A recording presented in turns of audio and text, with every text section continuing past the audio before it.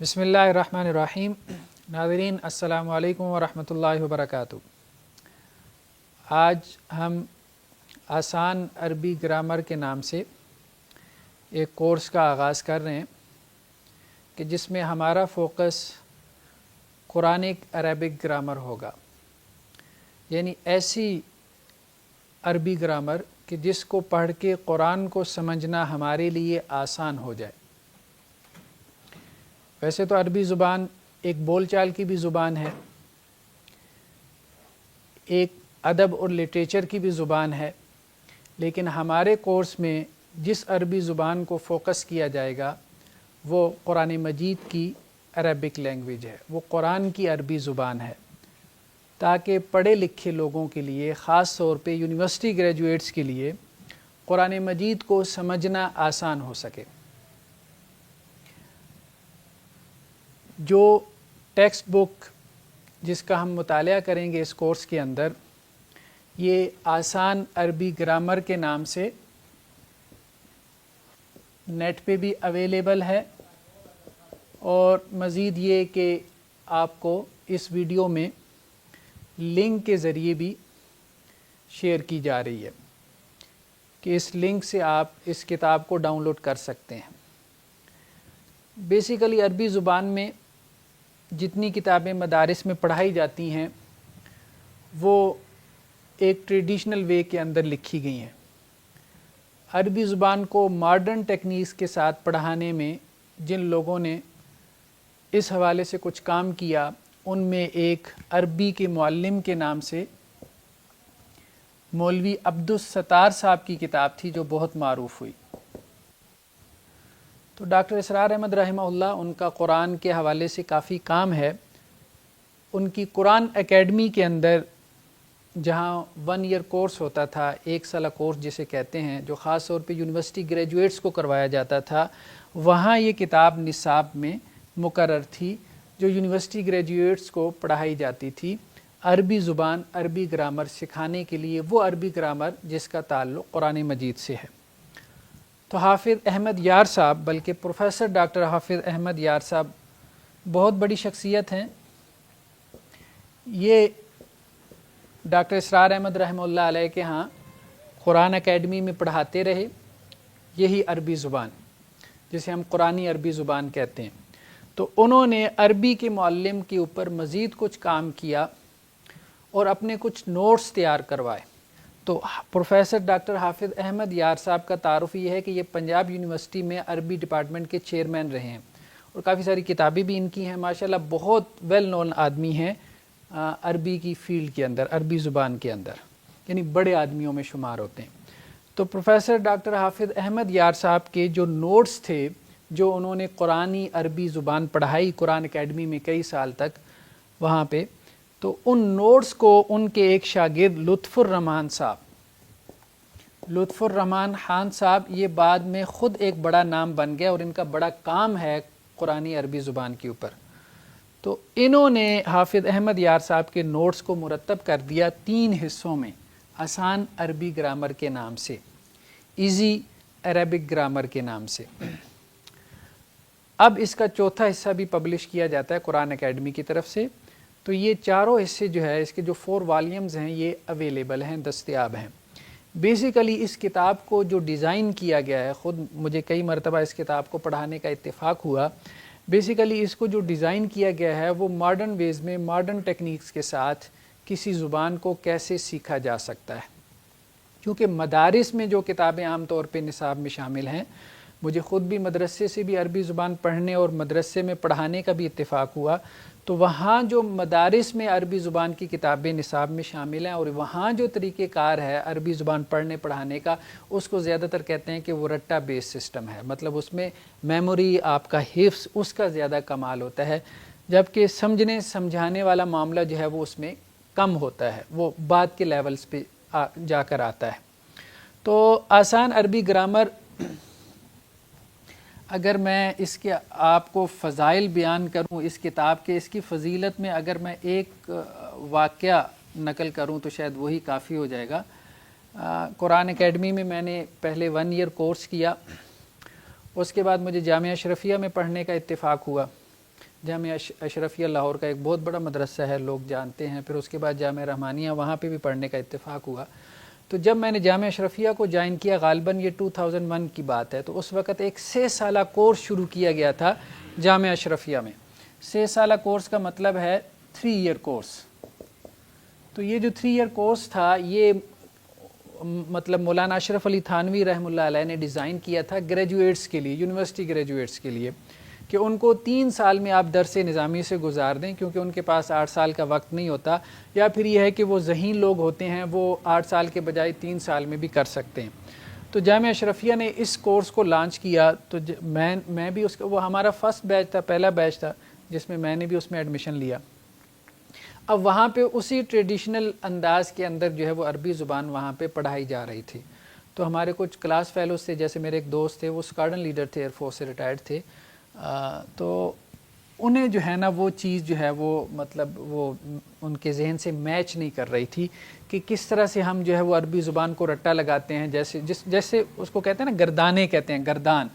جن لوگوں کو کوئی عربی زبان سے تھوڑی سی واقفیت ہے ان کو یاد کرنا پڑتا ہے، جیسے حفظ میں آپ چیزوں کو یاد کرتے ہیں. تو وہ چیز نا ان کے ذہن میں آ نہیں رہی تھی. تو ایک دن کافی پریشان تھے، تو مجھے کہتے ہیں حافظ صاحب مطلب یہاں ہم رٹے لگا کے تھک گئے، لیکن جو ہے نا مزہ نہیں آ رہا پڑھنے کا.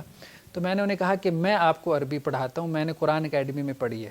کہنے لگے اچھا یہاں تو بڑے مفتی پڑھا رہے ہیں. میں نے کہا نہیں، وہ انداز اور ہوگا، نالج تو میرے پاس اتنا نہیں ہے، لیکن ہم ایک اور انداز سے عربی پڑھیں گے. تو ان کو میں نے یہ آسان عربی گرامر جو ہے ان کو میں نے ایک نسخہ دیا اور میں نے ان کو پڑھانی شروع کر دی. فارغ وقت میں ہم بیٹھ جاتے اور میں ان کو پڑھاتا. وہ کوئی تقریباً جب اس کا حصہ اول ختم ہونے کو آیا تو ایک دن بڑے جوش میں میرے پاس آئے، کہنے لگے حافظ صاحب آپ کو پتہ ہے آج کیا ہوا؟ میں نے کہا کیا ہوا؟ کہتے ہیں میں آج اپنی بیگم کے ساتھ بیٹھا ہوا تھا، تو میں نے بیگم سے یہ بات کہی کہ کسی زمانے میں مجھے تم سے محبت تھی، لیکن جب سے میں نے یہ کتاب پڑھی ہے تو اب اس کتاب سے تم سے زیادہ محبت ہو گئی ہے. اور یہ ایک بندے کی میں بات نہیں کر رہا، بلکہ کئی ایک سٹوڈنٹس کو جنہیں میں نے فرداً یہ کتاب پڑھائی، تو انہوں نے بعد میں مجھے کہا کہ ہم نے اس کے مصنف کو ملنا ہے، ہم نے اس کے مصنف، یعنی کم از کم ایک خواہش. تو اب تو وہ دنیا میں نہیں رہے لطف الرحمان خان صاحب، تقریباً 1 ہفتہ پہلے یا چند ایک دن پہلے ان کی وفات ہوگی، اللہ تعالیٰ ان کی مغفرت فرمائے. لیکن بہرحال خود ان کا بڑا کام ہے کہ انہوں نے ان نوٹس کو کمپائل کیا، اور خاص طور پہ حافظ احمد یار صاحب کا. بیسیکلی کوئی بھی زبان ہے وہ 3 چیزوں سے مل کے بنتی ہے. جیسے آپ لینگویج کہتے ہیں نا، تو لینگویج بیسیکلی جو ہے وہ 3 چیزوں کا نام ہے: اسم، فعل اور حرف. یعنی اس میں یا تو ناؤن ہے، یا پھر ورب ہے، یا پھر اس میں حرف ہے. حرف کہتے ہیں جو اسم اور فعل کو، جو درمیان میں چیزیں ملانے کے لیے استعمال ہوتی ہیں، جیسے کنجکشن انگریزی زبان میں اس کو کہتے ہیں، جیسے واو ہے اور اس قسم کے اور حروف ہیں.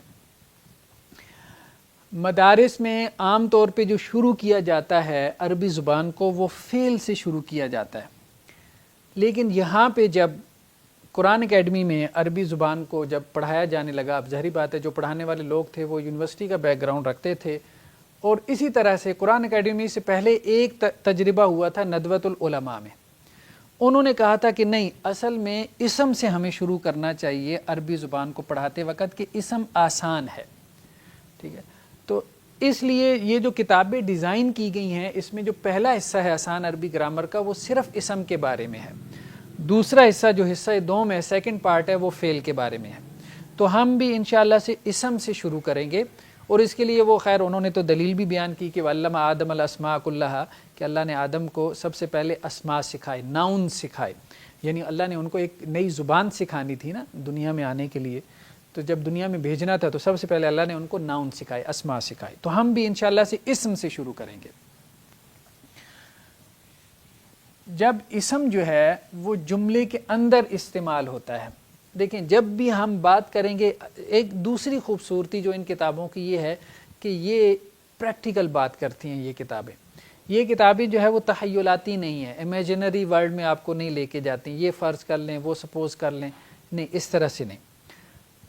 تو یہاں پہ آپ دیکھیں گے کہ اسم جو ہے، اب یہ یہاں سے بات سٹارٹ کر رہے ہیں کہ ایک اسم جب استعمال ہو رہا ہے جملے میں، سینٹینس میں، ٹھیک ہے، ایک اسم خالی خولی اسم نہیں پڑا ہوا. ایک اسم جب جملے کے اندر کہیں پہ موجود ہے تو ہم نے اس اسم کو ہم اسٹڈی کر رہے ہیں نا, ٹھیک ہے. جب ہم پڑھتے ہیں تو ظاہر بات ہے اسم جملے کے اندر ہوگا نا. تو اب وہ جو اسم ہے اس میں آپ نے 4 چیزوں کو دیکھنا ہے, ٹھیک ہے. سب سے پہلی چیز جو ہے جو آپ نے اسم میں دیکھنی ہوتی ہے وہ ہے اس کی حالت. دوسری چیز جو ہے وہ اس کی جنس ہے. اچھا, حالت کا ترجمہ انگریزی میں کرتے ہیں کیس. مطلب جن لوگوں نے انگریزی یا آپ کہہ لیں کہ انگلش گرامر پڑھی ہے تو ان کی آسانی کے لیے کچھ ٹرم جو ہیں وہ ان کتابوں میں انگریزی بھی استعمال ہوئی ہیں کہ ایک زبان کی آپ نے گرامر اگر پڑھی ہے تو دوسری کے ساتھ آپ اس کو لنک کر سکتے ہیں تاکہ سمجھنے کے لیے آسانی ہو جائے. مطلب یہ جو ہے وہ نامینیٹو کیس ہے, یہ آبجیکٹو کیس ہے, یہ پوزیسو کیس ہے. تو حالت جو ہے یعنی اسم جو ہے وہ کس حالت میں ہے. عربی میں اس کو کہتے ہیں رفعی حالت میں ہے, نصبی حالت میں ہے, جری حالت میں ہے, اس کو ہم ڈسکس کرتے ہیں ابھی. دوسری چیز آپ نے دیکھنا ہے جب کوئی اسم کوئی ناؤن جملے میں سینٹنس میں استعمال ہو رہا ہے تو اس کی جینڈر کیا ہے, ٹھیک ہے, مطلب اس کی جنس کیا ہے. جینڈر تو 2 ہی ہو سکتی ہیں, یا مذکر ہے یا مؤنث ہے. تیسری چیز آپ نے دیکھنا ہوتا ہے اس کا عدد کیا ہے, نمبر, ٹھیک ہے. عدد جو ہے وہ ہماری زبان میں یا تو واحد ہے یا جمع ہے, 2 ہی ہو سکتے ہیں. لیکن عربی زبان میں عدد 3 ہے, واحد, جمع اور ان کے درمیان میں ایک ہوتا ہے جس کو کہتے ہیں تثنیہ, یعنی 2 کے لیے علیحدہ سے ایک اسم استعمال ہوتا ہے عربی زبان میں. تیسری چیز جو ہے وہ وسعت ہے. وسعت سے مراد اب یہاں اس کی میننگ, اس کے معنی کی بات آ رہی ہے کہ اس کا معنی کتنا وسیع ہے یا کتنا محدود ہے. اس کو ہم اپنی زبان میں کہتے ہیں کہ وہ معرفہ ہے یا نکرہ ہے, ٹھیک ہے. اگر معرفہ ہو تو وہ خاص ہوتا ہے نا, اس کا معنی آپ نے اسپیسیفک کر لیا. اگر وہ اسم جو ہے وہ نکرہ ہے, مطلب ایک کامن ناؤن ہے, تو اس کے معنی میں کیا ہو گئی, وسعت پیدا ہو گئی. اگر وہ پراپر ناؤن ہے, معرفہ ہے, تو اس کے معنی میں کیا ہوگی, اسپیسیفیکیشن پیدا ہوگی. تو چوتھی چیز جو ہے وہ اس میں وسعت ہے. جب ہم بات کرتے ہیں حالت کی, اسم کی حالت کی, یعنی وہ اسم, یہ بات انڈرسٹوڈ ہے کہ جو ایک جملے کے اندر پڑا ہوا ہے, ایک جملے کے اندر استعمال ہو چکا ہے. جب ہم اس کی حالت کی بات کرتے ہیں تو وہ اسم جو ہے وہ 3 حالتوں میں ہوگا, یعنی 3 میں سے کسی ایک حالت میں ہوگا. ایک ہے کہ جی وہ رفع کی حالت میں ہوگا یا رفعی حالت میں ہوگا, بہرحال جو آسان لگے, رفعی حالت میں ہوگا. دوسرا یہ ہے کہ نصبی حالت میں ہوگا. تیسرا یہ ہے کہ جری حالت میں ہوگا. اب یہ اصطلاحات ہیں عربی کی, یہ تھوڑی سی بھاری معلوم ہوگی شروع میں, یعنی جو لوگ ان کے عادی نہیں ہیں تو یہ مشکل معلوم ہوگا کہ رفع, نصب, جر اس کو یاد رکھنا. لیکن یہ ہے کہ آہستہ آہستہ یہ چیزیں مطلب انسان ان کے ساتھ فیملیئر ہونا شروع ہو جاتا ہے. اس کو آسانی کے لیے ہم کہہ سکتے ہیں, آسانی کے لیے مطلب بہت ساری باتیں ہم سمجھنے کے لیے کریں گے, وہ اس کا ٹوٹل میننگ نہیں ہوگا, کل مفہوم نہیں ہوگا, ٹھیک ہے. اس کو کہتے ہیں جی فاعلی حالت,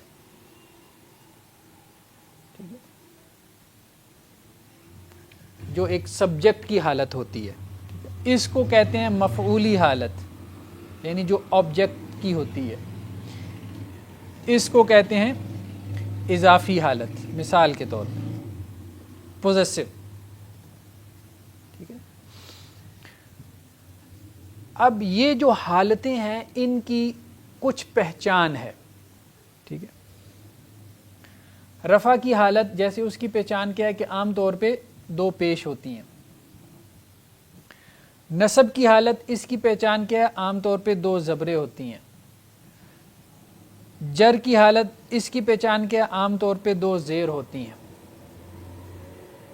سوال یہ ہے کہ ہم حالت کیوں پڑھ رہے ہیں, ہمیں کیا ضرورت ہے ایک اسم کی حالت جاننے کی, کیا فائدہ ملے گا ہمیں, مطلب ہماری کتنی انڈرسٹینڈنگ ڈیولپ ہوگی اگر ہمیں نہیں پتا کہ اس کی رفعی حالت ہے, نصبی حالت ہے, جری حالت ہے, تو کیا ہمیں صحیح معنی نہیں معلوم ہوگا.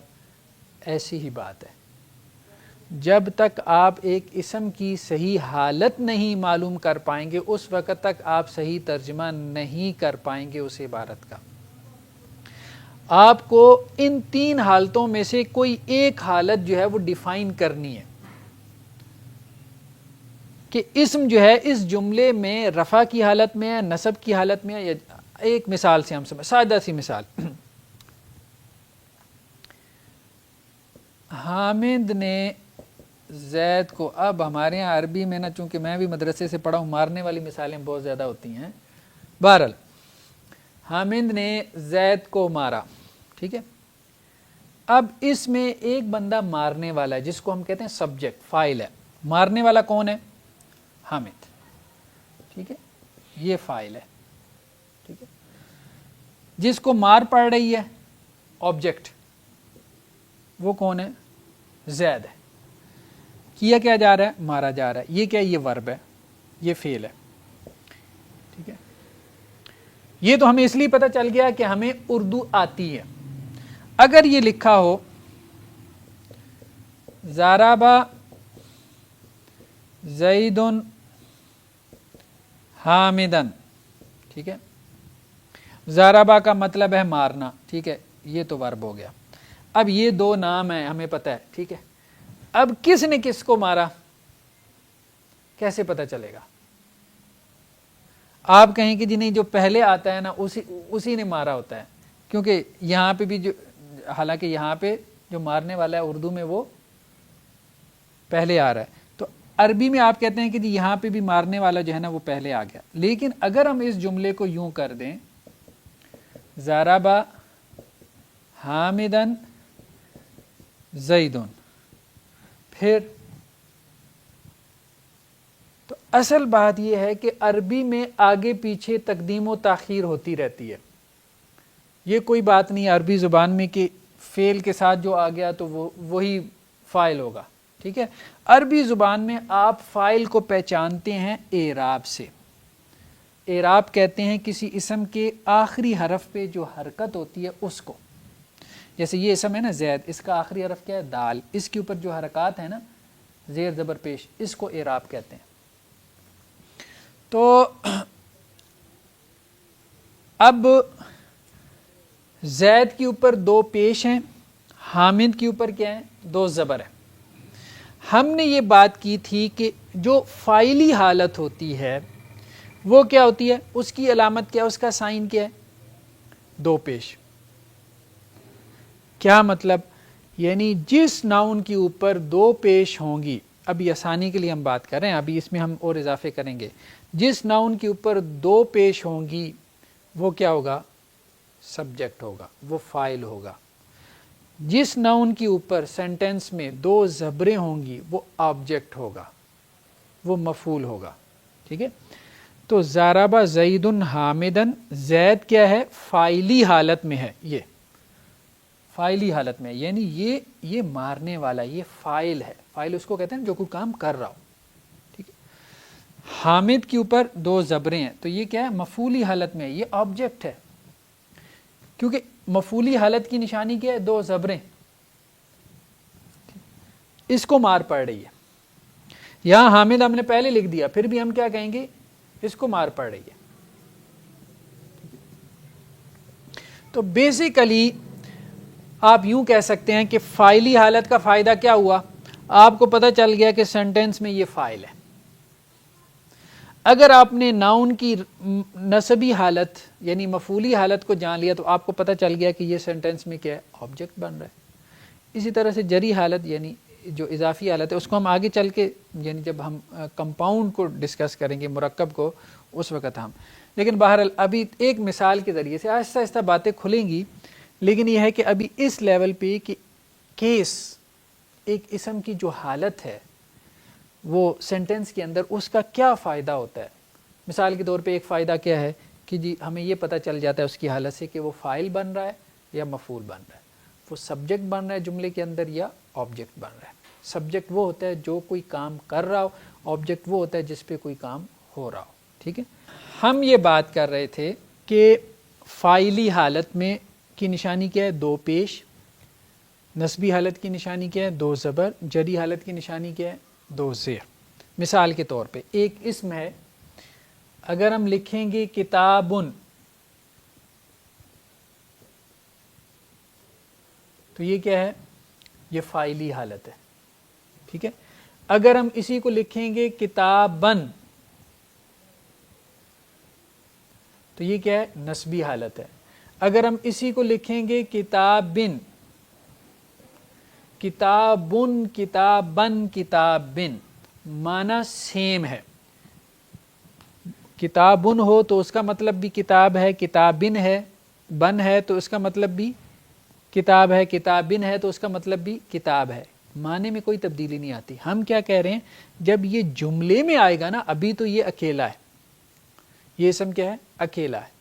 لیکن جب یہ جملے میں استعمال ہوگا نا تو پھر اس کو کتابن استعمال کریں گے تو یہ کیا ہوگا؟ فاعل ہوگا. کتابن استعمال کریں گے تو یہ کیا ہو جائے گا؟ مفعول ہو جائے گا. ٹھیک ہے. تو اسی طرح سے کوئی بھی نام آپ لے لیں، حامدن، یہ کیا ہے؟ رفع کی حالت میں ہے. اسی کو اگر آپ حامدن کر دیں تو یہ نصب کی حالت میں. اسی کو آپ حامدن کر لیں تو یہ کیا ہے؟ جر کی حالت میں. ٹھیک ہے. کوئی بھی مثال، کوئی بھی اسم آپ لے لیں. مثال کے طور پہ قلمن، یہ کیا ہے؟ رفع کی حالت میں ہے. اس کو آپ نصب میں لانا چاہیں تو کیا ہو جائے گا؟ قلمن. اس کو آپ جر میں لانا چاہیں تو کیا ہو جائے گا؟ قلمین. قلمن، قلمن، قلمن. اب اس میں ایک چیز آپ نے نوٹ کی ہوگی کہ جب آپ کسی اسم کو نصب میں لے کے آتے ہیں تو اس کے آگے کیا ہو جاتا ہے؟ ایک الف آ جاتا ہے. یعنی یہ کتابن، یہاں پہ بھی الف کا اضافہ نہیں ہوا، کتابن میں بھی اضافہ نہیں ہوا. لیکن جب کوئی اسم نصب کی حالت میں آتا ہے تو اس میں آخر میں کیا ہے؟ ایک الف کا اضافہ ہو جاتا ہے. حامدن، حامدن، حامدن. قلمن، قلمن، قلمن. کوئی بھی نام لے لیں آپ، زید کا نام لے لیں، زیدن. ٹھیک ہے. یہ اس کی رفیع حالت ہے. جب اس کو نصب میں کریں گے تو کیا آ جائے گا؟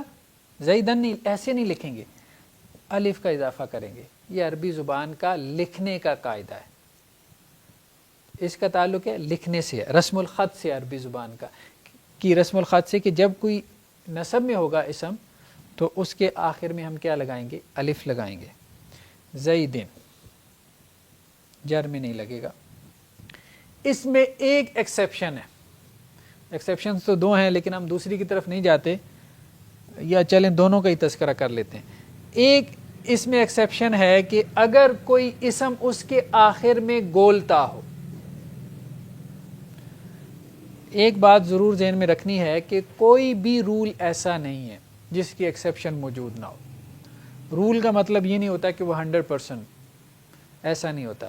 کیونکہ زبان پہلے ہوتی ہے، رولز بعد میں بنتے ہیں. ایسا کبھی نہیں ہوتا کہ لوگوں نے پہلے بیٹھ کے رولز بنائے اور کہا کہ پھر اس کے مطابق زبان ڈال لو. زبان پہلے استعمال ہو رہی ہوتی ہے، اس کو سمجھنے کے لیے لوگ کیا کرتے ہیں، یعنی دوسروں کو وہ زبان سمجھانے کے لیے لوگ کیا کرتے ہیں؟ رولز اس میں سے ڈیڈکٹ کرتے ہیں، نکالتے ہیں. ٹھیک. تو اس لیے رولز ہمیشہ 100% ٹھیک نہیں ہوتے، اس میں سے ایکسیپشنز نکلتی ہیں. ہر رول کی ایکسیپشنز نکلیں گے. ایکسیپشن کی کھڑکی ہمیشہ کھلی رکھنی ہے. جہاں پہ سمجھ نہ آ رہی ہو، یار یہاں پہ یہ رول کیوں نہیں لگ رہا، آپ نے بتایا تھا یہاں تو یہ رول اپلائی نہیں ہو رہا، کیا ہے؟ یہ ایکسیپشن ہے.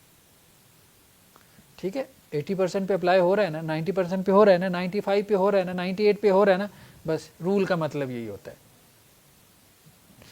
تو اب یہاں پہ بھی دیکھیں 2 ایکسیپشنز ہیں. ایک وہ اسم جس کے آخر میں گولتا ہو، جیسے ایک اسم ہے جنتن، اس کے آخر میں گولتا ہے نا. اس کے جب نصب میں آپ جائیں گے تو یہ کیا ہو جائے گا؟ جنتن. اس کا الف نہیں ہوگا. ہم نے کہا رول کیا ہے؟ رول یہ ہے کہ جب اسم نصب میں جاتا ہے تو اس کے آخر میں الف کا اضافہ کر دیا جاتا ہے. لیکن ایکسیپشن 2 ہیں. ایک ایکسیپشن ہے اس اسم کی جس کے آخر میں کیا ہو؟ گولتا ہو. ٹھیک ہے. اس میں آپ الف کا اضافہ نہیں کریں گے. جنتن. ٹھیک ہے. دوسری ایکسیپشن کیا ہے؟ وہ اسم جس کے آخر میں الف حمزہ یا واو حمزہ ہو، جیسے سماعن، اس کے آخر میں کیا ہے؟ الف حمزہ، الف حمزہ، یعنی آخر میں گولتا ہو اور آخر میں کیا ہے؟ الف حمزہ ہو یا واو حمزہ ہو، ٹھیک ہے؟ سماعن کا نصب کیا آئے گا؟ سماعن، الف نہیں آئے گا، ٹھیک ہے؟ یہ نہیں آئے گا، سماعن نہیں آئے گا۔ جر تو اسی طرح سے سماعن۔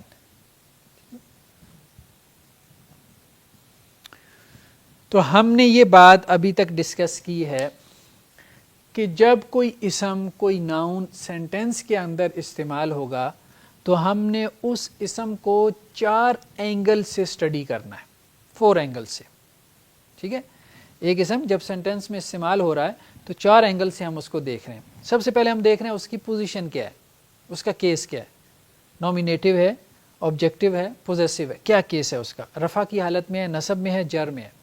فائدہ کیا ہوگا ہمیں اس کا کیس معلوم کر کے، اس کی پوزیشن ہمیں یہ پتہ چلے گا کہ وہ اسم یعنی جملے کے اندر اس کا کردار کیا ہے، فاعل بن رہا ہے، مفعول بن رہا ہے، سبجیکٹ بن رہا ہے، آبجیکٹ بن رہا ہے، ٹھیک۔ کیسے معلوم ہوگا؟ تو ہم نے کہا اس کی کچھ سائنز ہیں کہ ایک اسم رفع میں ہے، کیسے معلوم ہوگا؟ اس کی کچھ علامات ہیں۔ 2 پیش ہوں تو وہ رفع کی حالت میں ہوگا، 2 زبر ہوں تو نصب کی حالت میں ہوگا، 2 زیر ہوں تو جر کی حالت میں ہوگا۔ اور جب بھی کسی اسم کو آپ نے نصب کی حالت میں لکھنا ہے تو اس کے آخر میں آپ نے الف کا اضافہ کرنا ہے۔ اور دوسری بات ہم نے یہ کی کہ اس رول سے کہ نصب کی حالت میں آخر میں الف آتا ہے، 2 ایکسیپشنز ہیں۔ ایک وہ اسم جس کے آخر میں گولتا ہو، اس میں آپ الف کا اضافہ نہیں کرتے۔ دوسرا وہ اسم جس کے آخر میں الف حمزہ ہو یا واو حمزہ ہو۔ جیسے واو حمزہ کی مثال کیا ہے؟ سوءن،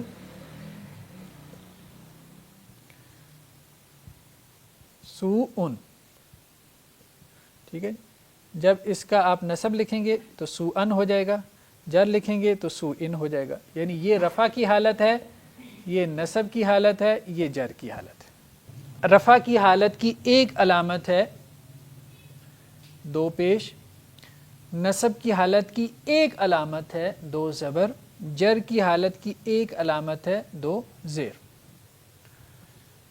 ایک اور کیا ہو سکتا ہے علامت؟ رفع کی حالت میں 1 پیش ہو سکتی ہے، ٹھیک ہے؟ جر کی حالت میں 1 زبر ہو سکتی ہے، نصب کی حالت میں 1 زبر ہو سکتی ہے، جر کی حالت میں 1 زیر ہو سکتی ہے۔ جیسے مثال کے طور پہ ابراہیم، ابراہیم، اب اس کے اوپر ابراہیمن نہیں آتا، یہ عربی میں ابراہیمو آتا ہے۔ اس کی نصب کیا ہوگی؟ ابراہیمہ، زبر کے ساتھ۔ اس کی جر کیا ہوگی؟ ابراہیم۔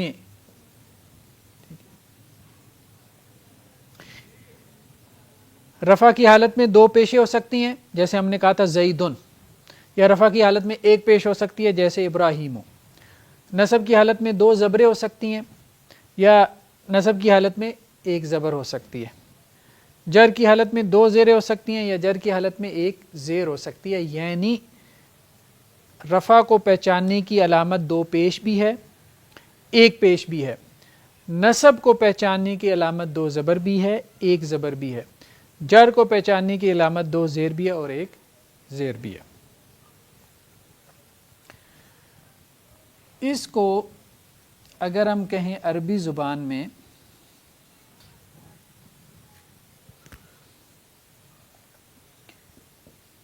یوں کہتے ہیں کہ اسم جو ہے اپنی اعرابی حالت کے اعتبار سے یا تو معرب ہوتا ہے، معرب، یا غیر منصرف ہوتا ہے، یا مبنی ہوتا ہے۔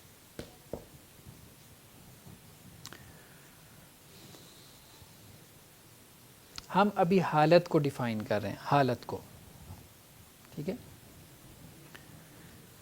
اسم کی حالت، ہم نے کہا اسم کی حالتیں 3 ہیں، رفع نصب، اسم کی حالتیں 3 ہی ہیں. اب ہم اصل میں اس بات پہ آئے ہوئی ہیں کہ اسم کی حالت ہمیں کیسے پتہ چلے گی کہ اس کی رفع کی حالت ہے، نصب ہے یا جر ہے. تو ہم نے کہا کہ اگر ہم نے اسم کی حالت معلوم کرنی ہے نا، تو پھر ہمیں یہ سمجھنا پڑے گا کہ اسم کی 3 قسمیں ہیں. ایک کو معرب کہتے ہیں، ایک کو غیر منصرف کہتے ہیں، ایک کو مبنی کہتے ہیں. اچھا، اس میں جو 3 حالتیں ہیں وہ کیسے آتی ہیں؟ 2 پیش کے ساتھ، 2 زبر کے ساتھ، 2 زیر کے ساتھ معرب میں. جیسے زیدن، زید، اس کی کیا ہو جائے گی نصب؟ زیدن. جر کیا ہو جائے گی؟ زید. اس کو معرب کہتے ہیں، جو سیدھا سادہ سا سمپل ہے. جو غیر منصرف اسم ہوتا ہے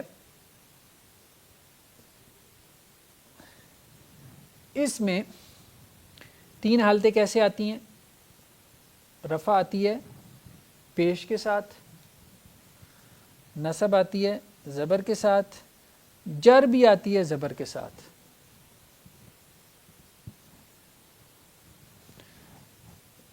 جیسے ابراہیم، ابراہیم اور ابراہیم، یعنی نصب اور جر اس میں سیم ہے، اپنے سائن کے اعتبار سے نصب اور جر کیا ہے؟ سیم ہے. اب وہ اسم وہاں پہ نصب کی حالت میں ہے یا جر کی حالت میں ہے، یہ کیسے معلوم ہوگا؟ یہ تھوڑا سا آگے جا کے ہمیں پریکٹس سے معلوم ہوگا. تیسری چیز جو ہم نے کہی وہ ہے اسم ہوتا ہے مبنی. اچھا، یہ بات ذہن میں رکھیں کہ تقریباً آپ کہہ لیں کہ جی 80 سے 85% الفاظ، 80 سے 85% یہ معرب ہوتے ہیں. ٹھیک ہے، کوئی 15 سے 20%، 15-20% غیر منصرف ہوتے ہیں. ٹھیک ہے، یعنی عموماً تو یہ سیدھے سادے اسم ہوتے ہیں. دن دن دن، ٹھیک ہے، کتابن کتابن کتابن، مسلمن مسلمن مسلمن، کافرن کافرن کافرن. ٹھیک ہے، اسی طرح سے فاسقن فاسقن فاسقن. ٹھیک ہے، تو حسن حسن حسنن، جو جس طرح سے بھی آپ کر لیں. کچھ ان میں سے غیر منصرف ہوتے ہیں کہ جن کے اوپر تنوین نہیں آتی، جن کے اوپر تنوین، اس کو 2 پیش 2 زبر 2 زیر کو تنوین کہتے ہیں، تو ان پہ تنوین نہیں آتی، ان کو غیر منصرف کہتے ہیں. یہ عموماً جیسے عورتوں کے نام ہوتے ہیں. ٹھیک ہے جی، فاطمہ تو، عائشہ تو. ٹھیک ہے، یہ عورتوں کے نام عام طور پہ جو ہے نا یہ غیر منصرف ہوتے ہیں. پھر کلرز کے جو نیم ہوتے ہیں، کلرز کے عربی زبان میں خضراء، بیضاء، سوداء، یہ کیا ہوتے ہیں؟ یہ غیر منصرف ہوتے ہیں. ٹھیک ہے، رنگوں کے نام جسے ہم کہتے ہیں. تو اس طرح سے کچھ علامات ہیں. شہروں کے جو نام ہوتے ہیں وہ غیر منصرف ہوتے ہیں، جیسے مکہ تو، مکہ تن نہیں آتا، مکہ تو. اچھا، غیر منصرف پہ تنوین نہیں آتی. ٹھیک ہے، ایک بات تو یہ ہے. دوسری بات یہ ہے کہ اس کی نصب اور جر کیا ہوتی ہے؟ سیم ہوتی ہے. مثلا مکہ تو ہے نا، مکہ تن غلط ہوگا، مکتا مکتا. ٹھیک ہے، تو غیر منصرف الفاظ 15 سے 20% ہیں. ان کو پہچاننے کے لیے کچھ جرنل سے پرنسپلز ہیں.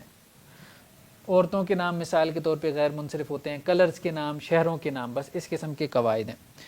مبنی اس کو کہتے ہیں جس کی تینوں حالتیں سیم ہوں. یعنی اب دیکھیں نا، معرب کی تینوں حالتیں کیا ہیں؟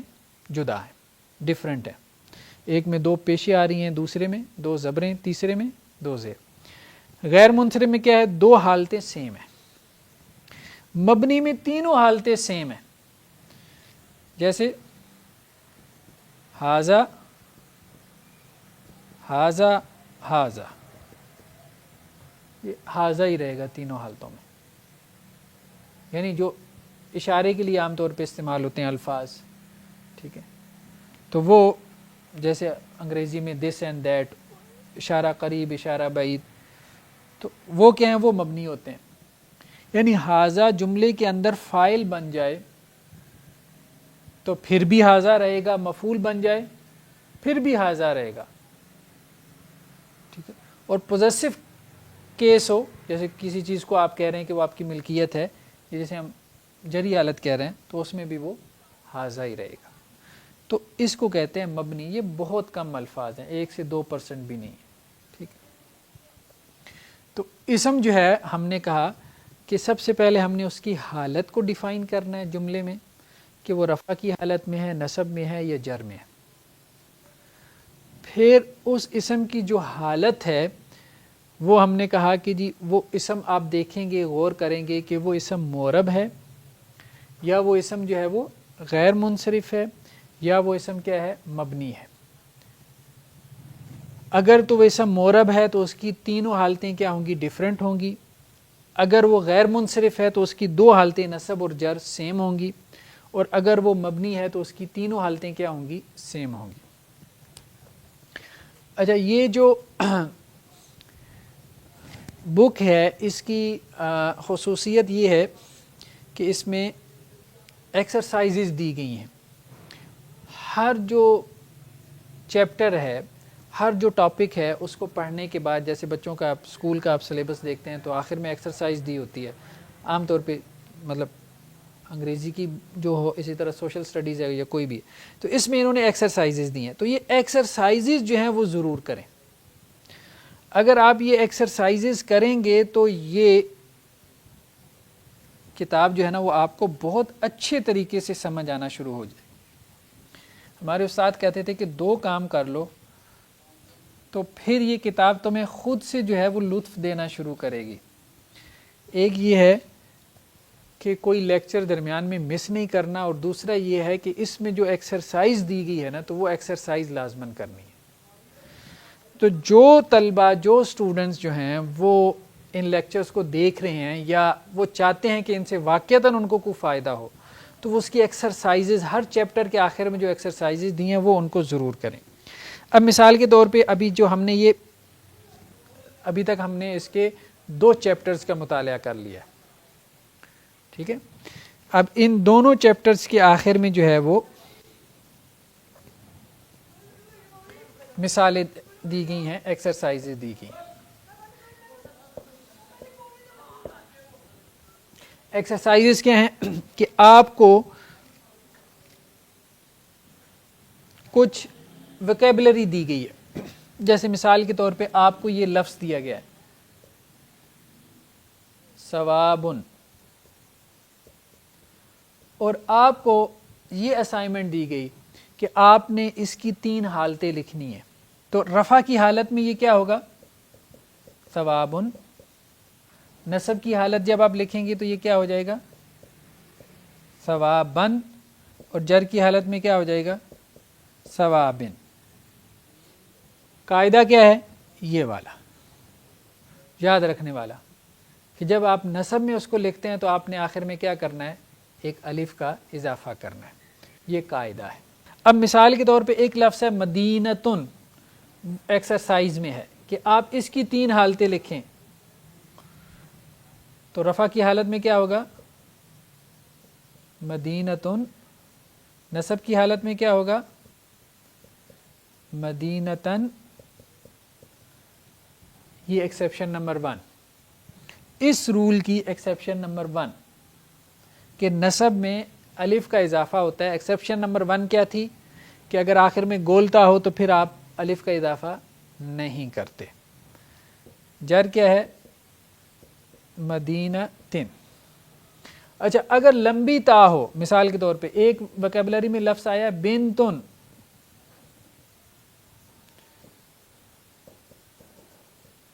بنتن. رفع نصب کیا ہوگی، بنتن. یہ کوئی ایکسیپشن نہیں ہے. لمبی تا ایکسیپشن نہیں ہے. گول تا کا مطلب گول تا ہی ہے. ٹھیک ہے. تو یہاں پہ آپ الف کا اضافہ کریں گے. جر کی حالت میں کیا ہو جائے گا، بنتن.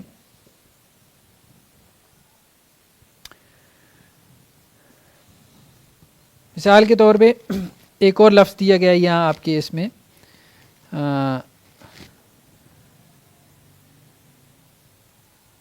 مساجدو.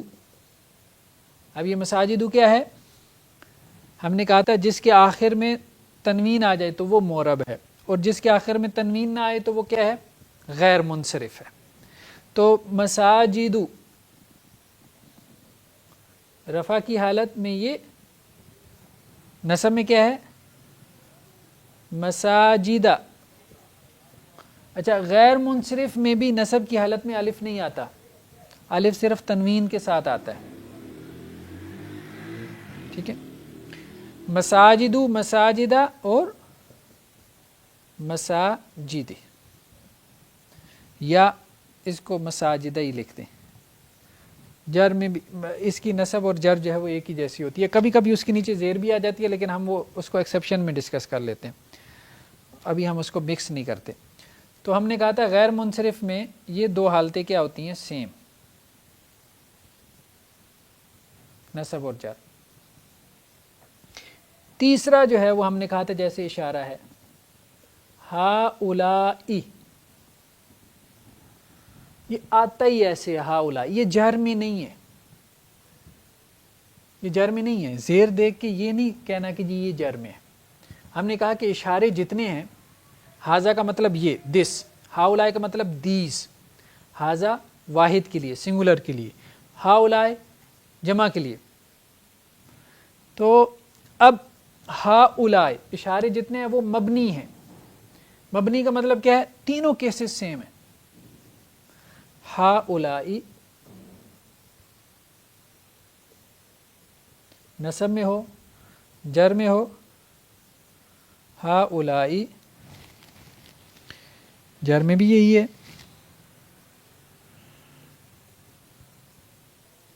اور ہا اولائی اس میں بھی یہی ہے، نصب میں بھی، جر میں بھی، رفع میں بھی. اس کو کہتے ہیں مبنی. یہ ہے غیر منصرف جس میں دو حالتیں سیم ہوتی ہیں، اور اس میں تینوں حالتیں سیم ہوتی ہیں، اس کو کہتے ہیں مبنی، اور اس کو کہتے ہیں معرب، جس میں تینوں حالتیں ڈیفرنٹ ہوتی ہیں. یہ ایکسرسائز ہے، مطلب اسی قسم کے آپ کو ناؤن دیے گئے ہیں جس میں کچھ ناؤنز معرب ہیں، آپ کو کہا گیا کہ آپ اس کی تین حالتیں بنائیں. کچھ ناؤنز غیر منصرف ہیں، آپ کو کہا گیا ان کی تین حالتیں بنائیں. اور کچھ ناؤن مبنی ہیں، آپ کو کہا گیا کہ آپ ان کی تین حالتیں بنائیں.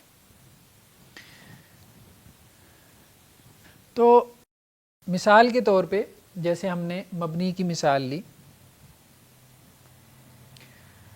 ہم کہتے ہیں کہ جی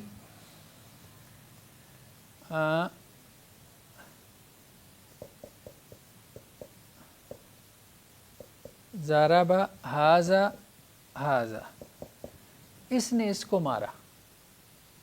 ٹھیک ہے، اب آپ دیکھیں ھذا ھذا سیم، یہ فاعل ہے، یہ مفعول ہے. ٹھیک ہے، ضربہ ہؤلاء،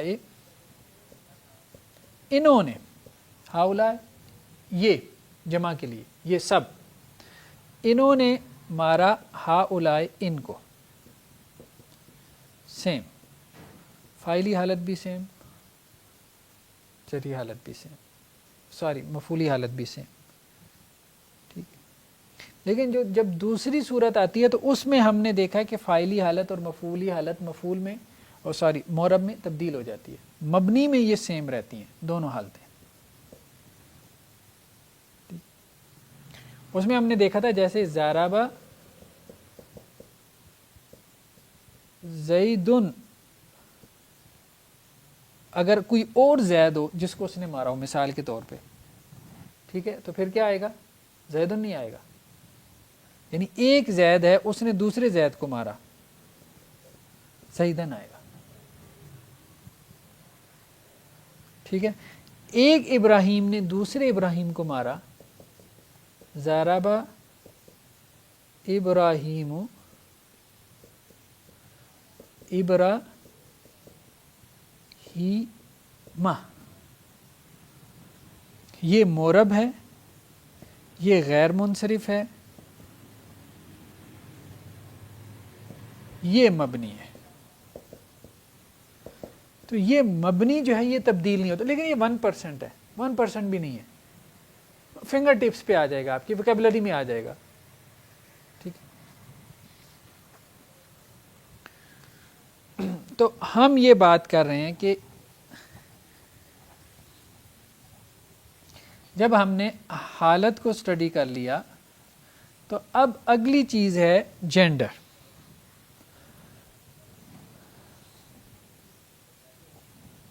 ہم نے دیکھنا ہے اسم کی جینڈر کیا ہے، جنس کیا ہے، وہ مذکر ہے مؤنث ہے. ظاہری بات ہے جنس دو ہی ہیں، یا مذکر ہے یا مؤنث ہے.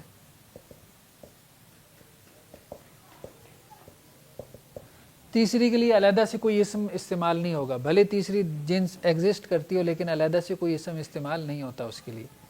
آپ کو مذکر میں لے کے جانا پڑے گا یا آپ کو اس کو مؤنث بنانا پڑے گا. ٹھیک ہے، مطلب ہم بھی مثال کے طور پہ جب اردو زبان کے اندر بھی ہم استعمال کرتے ہیں تیسری جنس کے لیے لفظ، تو وہ ہم مذکر کا یا مؤنث کا استعمال کرتے ہیں. عربی والوں نے ایک کام کیا کہ انہوں نے کہا کہ جی آپ ایک کو اسٹڈی کر لیں، دوسری آپ کو خود معلوم ہو جائے گی. اس سے آپ کا آدھا برڈن کم ہو جاتا ہے. آپ اس کو پڑھ لیں، جو یہ نہیں ہے وہ یہ ہے، اس کو آپ نے سمجھ لیا. ٹھیک ہے، اس کو جب آپ نے سمجھ لیا تو آپ نے کہا کہ ہاں اس کو میں نے سمجھ لیا، اب یہ نہیں ہے تو پھر یہ ہے. تو انہوں نے مؤنث پہ زور دیا عربی والوں نے کہ مؤنث کو سمجھ لو، جو مؤنث نہیں ہے وہ مذکر ہے. تو مؤنث بیسیکلی 3 قسم کی ہے. مؤنث حقیقی، مؤنث قیاسی، مؤنث سماعی.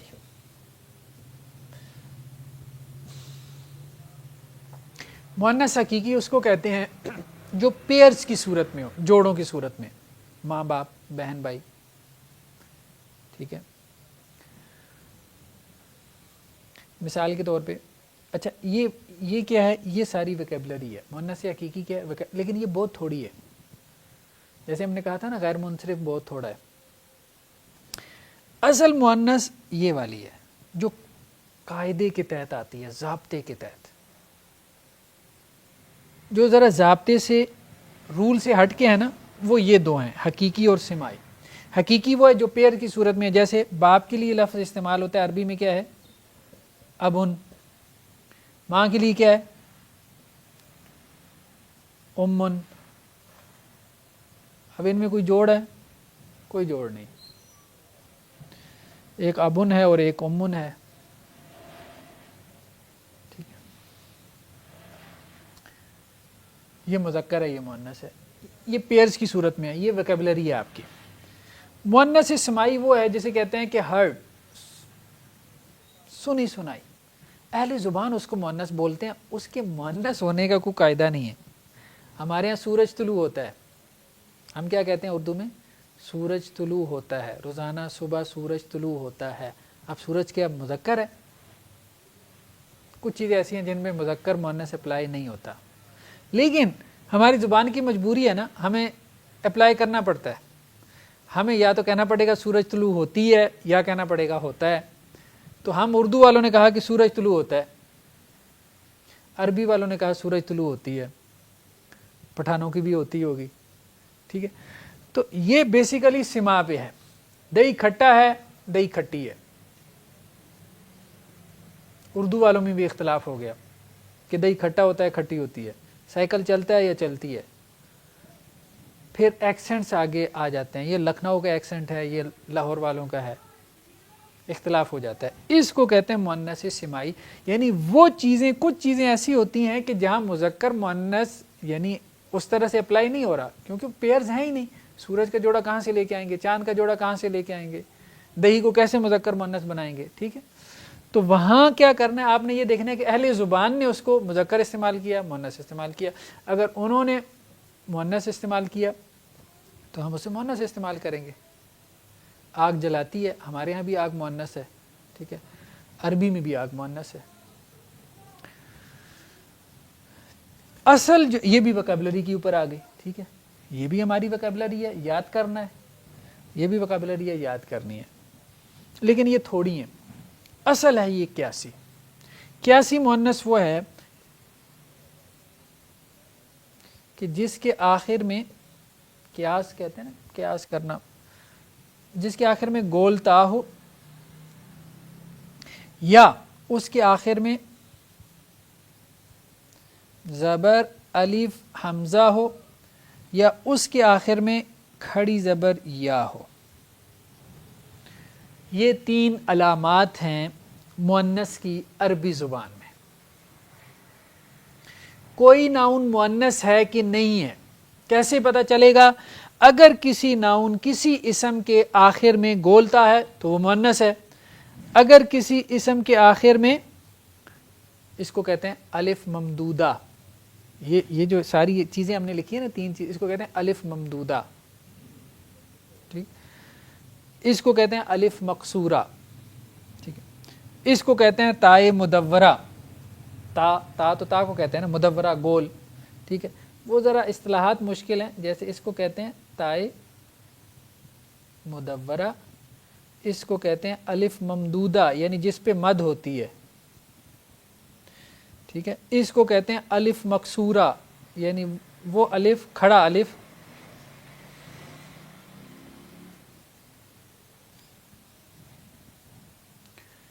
جس پہ مد نہیں ہوتی. اس کی مثال کیا ہے؟ جیسے مسلمون سے مسلمتن، ٹھیک ہے.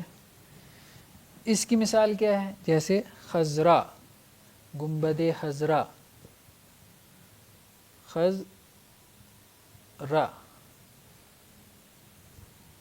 زبر الف حمزہ، زبر الف حمزہ، الف ممدودہ، اس پہ مد ہوتی ہے عموماً. اس کی مثال کیا ہے؟ جیسے سلمہ، عظما، عورتوں کے عام طور پہ جو نام ہوتے ہیں، کھڑی زبر اور چھوٹی یا کے ساتھ، ٹھیک ہے، کبرا، صغرا، ٹھیک ہے. رنگوں کے نام عام طور پہ بیضا، سودا، ٹھیک ہے، اس قسم کے نام. قیاسی مؤنث وہ ہو گئی جس کے آخر میں گولتا ہو، تائے مدورہ ہو، یا اس کے آخر میں کیا ہو؟ الف ممدودہ ہو، یا اس کے آخر میں کیا ہو؟ الف مقصورہ ہو. تو مؤنث میں سے سب سے بڑی قسم قیاسی میں سے سب سے بڑی قسم یہ گولتا والی مؤنث اس کو کہتے ہیں جس کے آخر میں گولتا ہو. اور عربی زبان میں مذکر سے مؤنث بنانے کا طریقہ بھی یہ ہے کہ آپ اس کے آخر میں کیا کریں؟ گولتا لگا دیں. مثال کے طور پہ مسلمون، یہ ایک لفظ ہے، اس سے اگر آپ نے مؤنث بنانی ہے تو یہ کیا بن جائے گا؟ مسلمتن، گولتا لگا دی. کافر ان سے کیا بن جائے گا؟ مؤنث. کافر تو کافر مرد ہے نا، تو کافر عورت ہو تو کیا بن جائے گا؟ کافرتن، ٹھیک ہے. منافقن، منافق مرد، اس سے مؤنث بنانی ہو تو منافقتن. مومنن سے، یہ مذکر ہے، مؤنث بنانی ہو تو کیا بنے گا؟ مؤمنتن.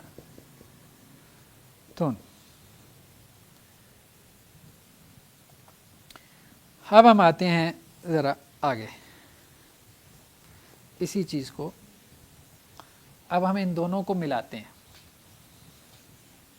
حالت اور جنس کو ملاتے ہیں.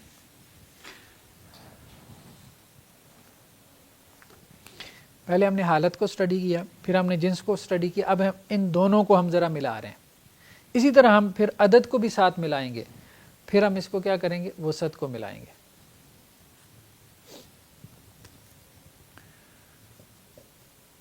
رفع، نصب، جر. پہلے ہم نے کہا تھا جیسے ایک لفظ ہے مسلمن،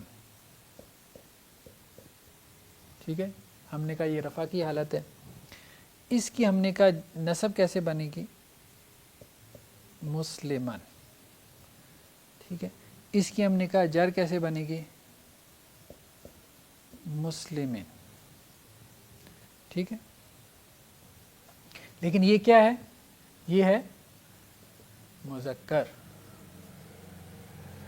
اسی کو اگر ہم کر دیں کیا ہے، مؤنث،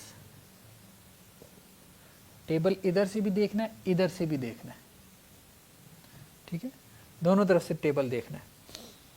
رفع، مؤنث کی رفع کیا ہوگی، پہلے مسلمون سے کیا بنے گی، مسلمہ تن،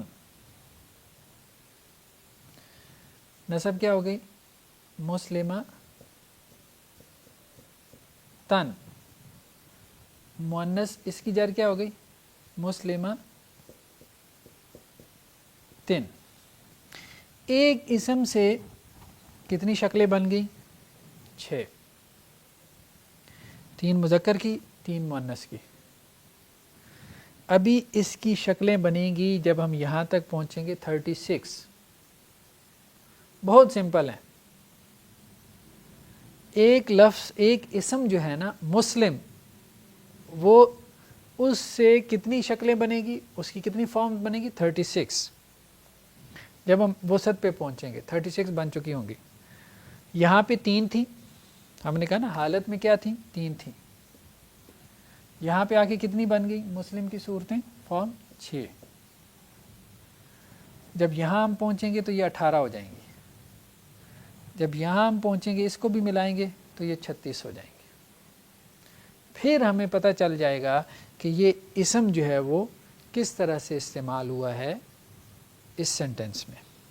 مثال کے طور پہ کوئی اور مثال ہم لیں، انہوں نے بہت ساری مثالیں دی ہیں، جیسے کافرون،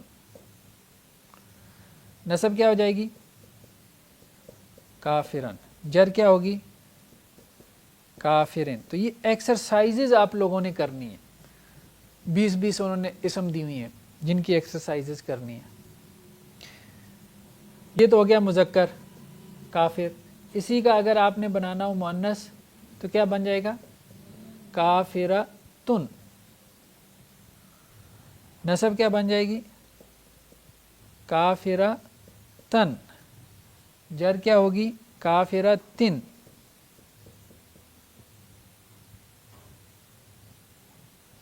یہ اس کی جر ہو گئی۔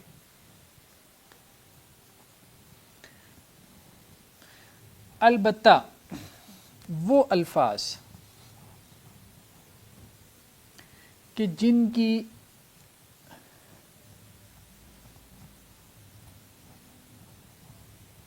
مذکر یا مؤنث ہوتا ہی نہیں، یا وہ مؤنث ہوتے ہیں یا وہ مذکر ہوتے ہیں، مثال کے طور پہ ہم نے کہا کہ سورج جو ہے، اب اگر ویکیبلری میں آپ کو دیا جاتا ہے لفظ شمسن، اب شمسن کیا ہے، مؤنث ہے، اس کی نسب کیا ہے، شمسن،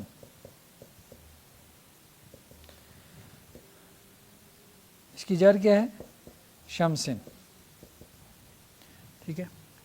یہ نہیں ہے کہ آپ اس کو مذکر میں لکھیں اور اس کی مؤنث بھی بنا دیں، شمستن، شمستن، شمستن، سورج کی کوئی مؤنث نہیں ہوتی، نہ یہ لفظ مذکر ہے، یہ کیا ہے، یہ مؤنث ہے، اس کو کہتے ہیں مؤنث سمائی، وہ جو ہم نے کہا تھا نا۔ تو انہوں نے اچھا کام کیا کہ جو الفاظ عربی میں مؤنث سمائی ہیں ان کے آگے ایک چھوٹا سا سین ڈال دیا تاکہ پتہ چل سکے اسٹوڈنٹس کو کہ یہ مؤنث سمائی ہے، اس کو ہم نے مذکر نہیں سمجھنا کہ اس کے آخر میں گولتا نہیں لگی تو یہ مذکر ہے، نہیں۔ تو کچھ الفاظ ایسے ہیں جو کہ مؤنث سمائی ہیں، جیسے نارن ہے، نارن بھی کیا ہے، مؤنث سمائی ہے،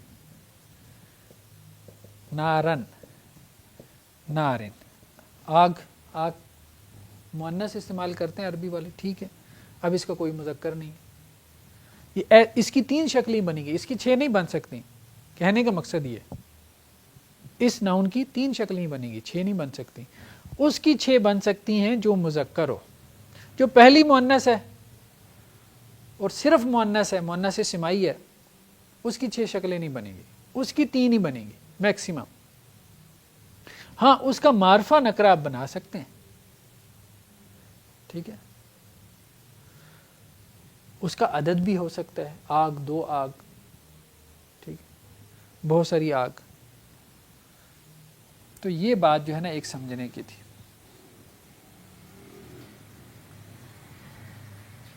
چلیں جی، آج کے لیے اتنا کافی ہے کہ ہم نے اسم میں سے 2 چیزوں کو ڈسکس کر لیا، حالت کو اور جنس کو، یعنی 2 ٹاپک ہم نے کور کر لیے یا 2 چیپٹر کہہ لیں. اب اگلی مرتبہ میں ہم عدد اور وسعت کو ڈسکس کریں گے، لیکن اس لیکچر میں آپ اسی وقت جو ہے وہ مطلب اس سے فائدہ صحیح طور پہ اٹھا پائیں گے جب کہ آپ نے حالت اور جنس اس کے حوالے سے جو ایکسرسائزز اس بک میں دی گئی ہیں، جس بک کا ہم نے شروع میں تعارف کروایا اور جس کا لنک بھی آپ سے شیئر کر دیا، اس کی ایکسرسائزز آپ نے اپنے طور پہ کی ہوں، اور اس کا جو ٹیکسٹ ہے اس کا بھی مطالعہ ایک مرتبہ کر لیں. اس کے بعد اس کی ایکسرسائزز جو ہے وہ آپ اس کو حل کریں. اس کے بعد آپ اگلا لیکچر آپ سنیں گے تو آپ کو اس میں واقعتاً لطف آئے گا. جزاکم اللہ خیرہ. السلام علیکم ورحمۃ اللہ وبرکاتہ.